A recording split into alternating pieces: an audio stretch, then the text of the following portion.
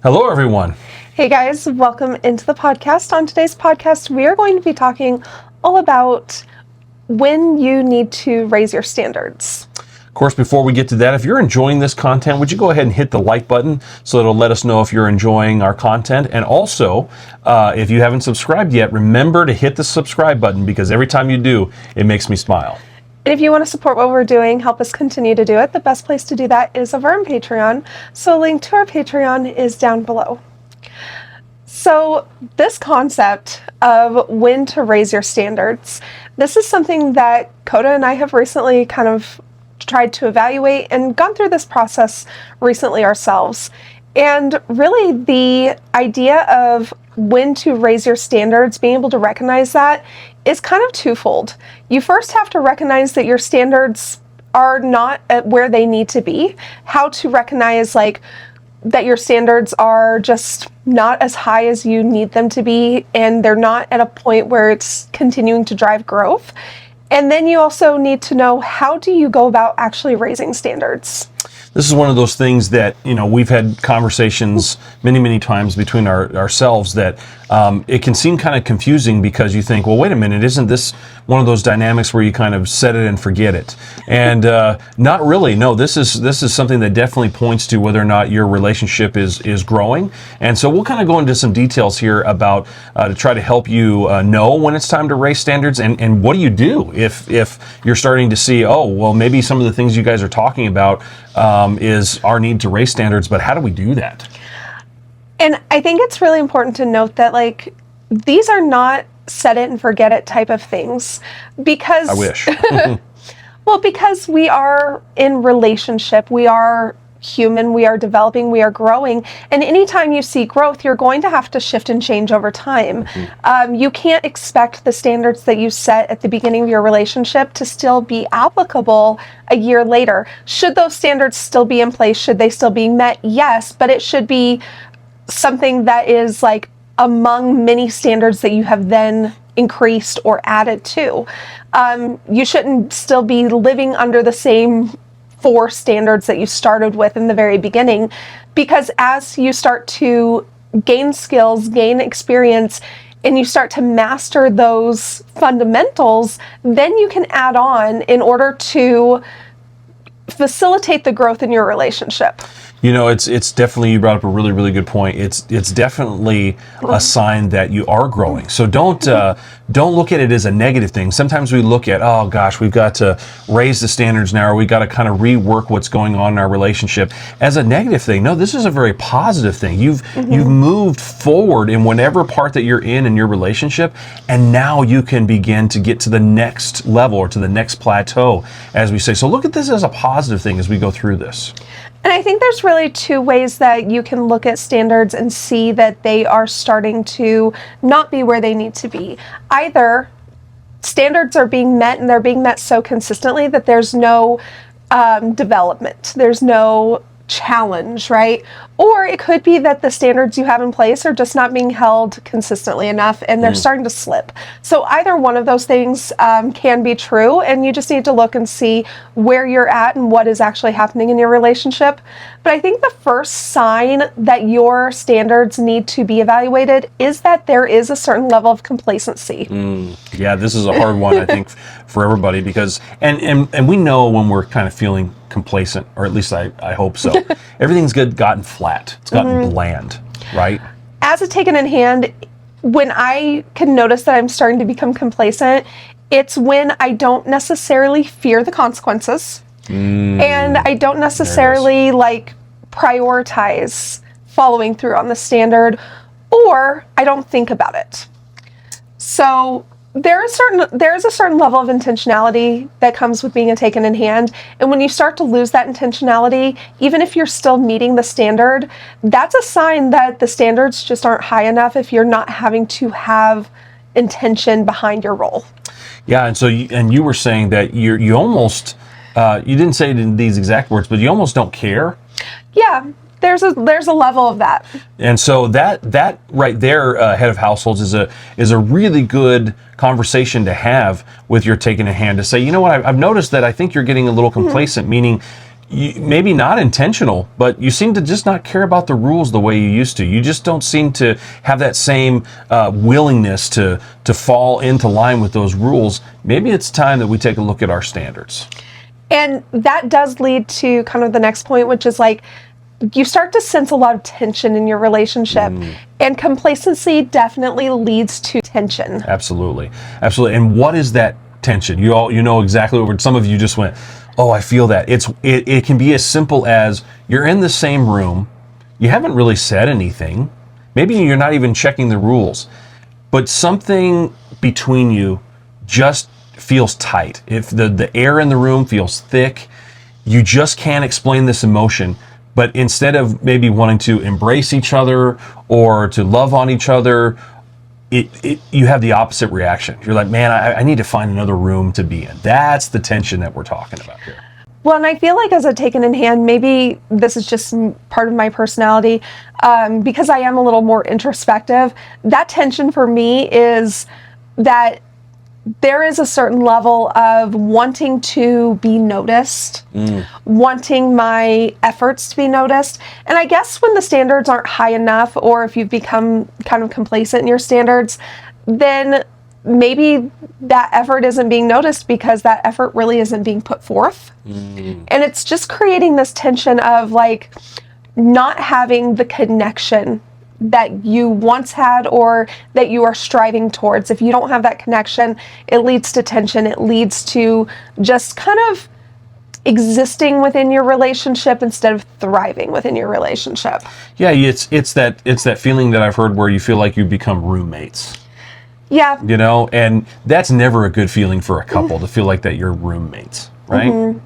You definitely want to, before domestic discipline, Coda and I didn't have a bad relationship, but I definitely do describe it as we were working alongside each other towards a common goal, but we weren't working together. And that's kind of that same vibe, right? Absolutely. Where you're still a couple, you're still kind of working towards a common goal, but you don't have that connection that you want to have. And it's because you're just getting lazy in your roles. I know that when I become kind of more lax in my role, when I become, have that complacency within my role, I'm not intentional about submitting to Coda's authority. And quite frankly, it's because sometimes I don't feel that authority when the standards just aren't high enough or they start to slip. And you know what? That's fair, because that's exactly, as we're talking about through these things, these are things that right now, as we're talking, you are feeling uncomfortable about it because you may be going, oh, wait, that's us, or that's what we need. But embrace that as a way of saying, oh, that's how we know we need to change things. Those things for us as humans, they are uncomfortable. And a lot of times we definitely want to run away from them, right? We want to shy away from them. But really what we need to do is learn to realize that that's something to embrace so that you can figure out, okay, I need to embrace this to figure out where is this coming from? What is the problem and how can I fix it? And that's what you're really alluding to there, is that helps you realize, oh, wait, this is where we need to go in our relationship in order to make it better. And it's important to say that, like, this happens over time. Yes. It's not something that you wake up and you're like, wow, yesterday we were completely connected and today everything's kind of askew. Right. It more than likely will happen over time to where you don't even realize that you've become complacent. You don't even realize that tension has been building. So as soon as you do kind of take notice of it, that's when you need to then shift your mindset into taking steps to raise the standard, to fix the complacency, to kind of jumpstart the progress again. Now, one thing I do want to mention here too is that some of you may be saying, well, we haven't really felt that, but we also don't feel like our relationship is in fact moving forward. So we're not necessarily feeling the tension. Everything seems to be fine, but we are just feeling like everything's fallen flat. It's not necessarily good. It's not necessarily bad. It's just kind of there. We just feel like it's just become kind of part of what we do, almost a mundaneness to it. That's another sign that it's time to really take a look at your standards and to raise those as well. If you're not going through a time of growth and you're not always pushing yourself to get better in the relationship, This is the perfect example of that as well. So what do you do to kind of raise those standards to facilitate that growth again? In this situation, you definitely have the option of saying, well, we can stay where we're at, or again, we can progress it forward. So what are we going to do to progress it forward? Well, I think the first thing you have to do is recognize where you are. Yes, very good. And that can happen on either side. But as a taken in hand, if I am the one that recognizes the complacency, my first step is to come to my head of household and to kind of pour my heart out and kind of just lay it out for him to say, I am noticing this attitude within myself, and I'm kind of noticing a lack of connection to your authority, and I feel like this is worth taking note of and working through. You've also come to me, not every single time, but you've come to me once before too, where you're saying, I am feeling this urge even to take back control a little bit, because I feel like for some reason I'm getting out of control, or again, I'm not being held to a standard, and so I'm feeling this need to take that back again. And I think that's another sign also that you got to change things, and maybe your taken in hand is saying that to you. Yes. So as a head of household, when your taken in hand comes to you and says, I'm feeling complacent, or I'm feeling that we're just not moving forward, there's that tension that's happening that we were just talking about, right? As the head of household, the first thing you need to do is say, yeah, we need to sit down and we need to reevaluate our rules. We need to reevaluate maybe our punishment and our correction system. You need to lay it all out again, just like you did in the beginning. And again, this is going to feel like maybe you're regressing. You're not. But every time that you get to the next plateau, or you try to get to the next level in order to, again, raise the standards, you've got to lay it all out again. Lay out your pillars, lay out your rules, and lay out your correction and punishment system. Go one by one. And so what I'm going to advise you to do, head of households, is really spend some time. Don't try to just sit down and 10 to 15 minutes, right, and try to throw this all together.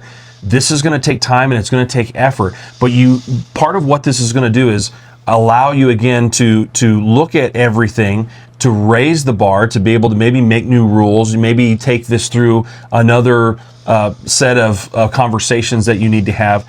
But it's going to communicate to your taken in hand, hey, I hear you, and I do think that we need to do something, and it's going to immediately put her mind at ease and get her on board to try to move things forward here. And I always think that it's very beneficial when you don't necessarily harp on like the rules and standards right away, but you really look at, where do you want our relationship to go? Exactly. Where do you want, like, what are our goals? What is the vision of our relationship? And when you can communicate that to me as my head of household, then that also puts me at ease, because I understand that you do have vision and direction for our relationship, and that you are not satisfied with where we are. That was the great word that you just used. It's the vision for your relationship, right? That's the conversation you need to have first. We've had several conversations, and Aria has come to me when she's sensing that tension. And a lot of times it's been I don't see how I fit into everything. What is the vision that you have for the household and for me as you're taken in hand and as your wife? And as you begin to cast that vision, you'll start to see where maybe certain rules fall by the wayside, or maybe new rules show themselves to you where you need to add them as you're starting to tweak the system, right? Right. And then, because when you have that vision, you see what the standards of your relationship and what you're working towards. And then you can see how rules really help support those systems. We recently went through our rules where it's not that the rules that we decided to take away no longer apply. Right. I would still get in trouble if I violated any of those rules, but they no longer needed to be written into our systems because they are kind of implied. They are understood, and it's something that you are in such a habit as my head of household of holding me to a standard to, that you don't need the written reminder that we agreed to that. It's one of those things where you can just kind of know that if I violate that, then you know what the accountability is, right? And so it's not that we took away those rules and say, oh, we're not following those anymore. Those no longer apply. Those are no longer important. But we wanted to make space for new rules, new standards, new things that to support the growth and the development and where we are now. I almost think about it like if you're riding a bike, when you first started riding a bike and you have training wheels, you're taking the training wheels off. And it doesn't mean that you're forgetting all the fundamentals of how to ride a bike, right? When you take the training wheels off. No. As a matter of fact, you concentrate on those things more because now that the training wheels are off, you've got to balance it on your own. You've got to remember the things that you learned when those training wheels were on in order to ride the bike properly. And that's exactly what you're saying here. You got to remember those things that you did well in the beginning. And this is actually a really good point that you made because, yeah, when you first take those training wheels off, you're very much aware of balancing and to make sure that you don't fall over, right? And so you're very intentional. But as time goes on, as the concepts of keeping yourself upright, as that becomes second nature, you don't think about it. Right. You're not intentionally trying to balance. It's just something that you do and that you're capable of. And so you have to, if you want to progress and become a more skilled cyclist, then you start to add in new challenges in order to continue to grow that skill. And that's the same thing here, Absolutely. where if you get to the point where you're no longer having to be intentional and you're just kind of coasting along, that could be okay, but I feel like in our relationships, at least for Coda and I, we're not okay with just coasting through our relationship. We want to be in a constant state of growth because we have big goals for our relationship, and we've never been the type of couple that is just kind of okay with good enough. Like, we want the best of ourselves and the best of our relationship. And the biggest aspect of getting to that place of being better, of being our best, is consistency. Consistency really is key to driving the development of higher standards. Absolutely, and that is probably the one of the best points that you've made here, and that we can make here on this podcast is as you're raising those standards and you're moving forward. Remember, taking those training wheels off. If you lack consistency in that, you're just going to wind up having to put the training wheels back on, really, because all of us, again, know, using this bike analogy, the more that you do it, the better you get at it. You have to be consistent with that. I mean, I remember when I was learning to ride for the first time without my training wheels, I rode my bike every single day, and I rode it as long as my parents would let me before I got in trouble for not doing the homework, right? But that's exactly what you can do here in your relationship. And here, there's no time limit, right? You can practice it, and it's should be a part of everything you do every single day because of the relationship that you're in. And so you're absolutely right. You just have to have the mentality of you're going to practice it every single second that you possibly can. Well, every interaction you have should be a reiteration of your roles, because this is a relationship. This is our lives. This is how we interact with each other. This is not a role that we take on and take off. This is not something that I am never outside of Coda's authority, no matter who I'm with and what I'm doing. And Coda is never not my authority, regardless of where he is and what he is doing. Even when he's at work, he is still my authority, and I still need to treat him as such. And so every time you interact, every decision that's made, everything that happens within the household is an opportunity to be within your roles and to practice that. But also the consistency of accountability. Again, going to our bicycle analogy, is if you do not balance, you fall. Yeah. Every single time. Right.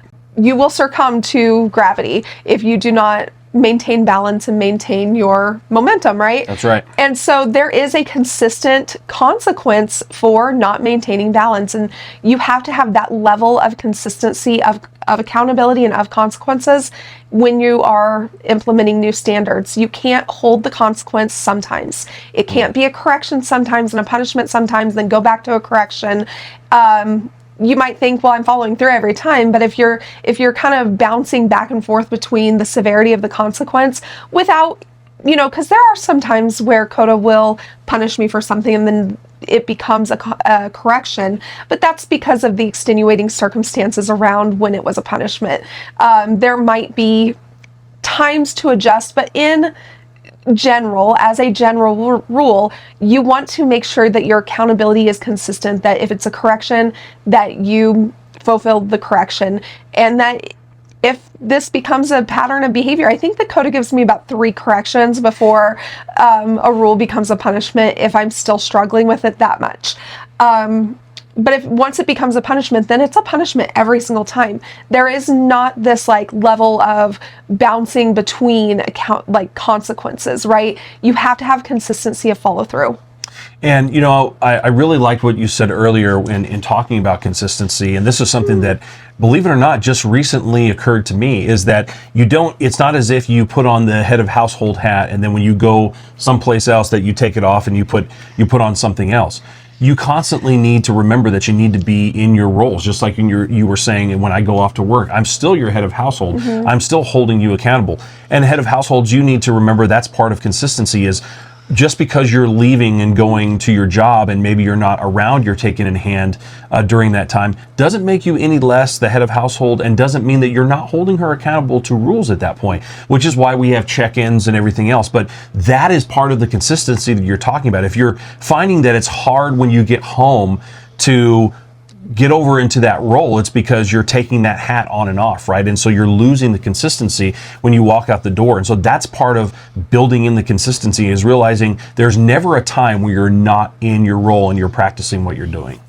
One of the things that we have done that has really helped us establish not only the consistency aspect, but also just being able to facilitate these conversations is our boot camps. Yes. And we typically do a boot camp about every 6 months, but we do that because that's when we start to see that our standards just aren't where we need them to be, and we want to do kind of more of an overhaul. You don't have to do this through a boot camp, but boot camps really do make it kind of easy to have these conversations, to be very intentional about setting new standards and to practice consistently upholding them and really getting in the headspace of embodying your role again. Yeah, and you're absolutely right. I mean, this is where that kind of stuff really becomes useful, the boot camps and things. And that is, I always think that couples, even if things seem fine, you need to have a time period. It doesn't have to be every 6 months. It can be a shorter time or a longer time, but you always need a time where you're evaluating. You're just you're taking a look under the microscope at your relationship and saying, is there something like a boot camp or something that we need to do in order to continue to progress, right? Because as Arya was saying earlier, growth is the name of the game. If you're not growing, then you're stagnating. There really is nothing in between. The lack of growth is a stagnation. And I think all of us would say that we don't want to stagnate. So you want to have some type of tool, something in place that you can look at and always evaluate your relationship to know if it's time to raise those standards and go to the next level. And we know couples that really do enjoy doing this process through boot camps like we do.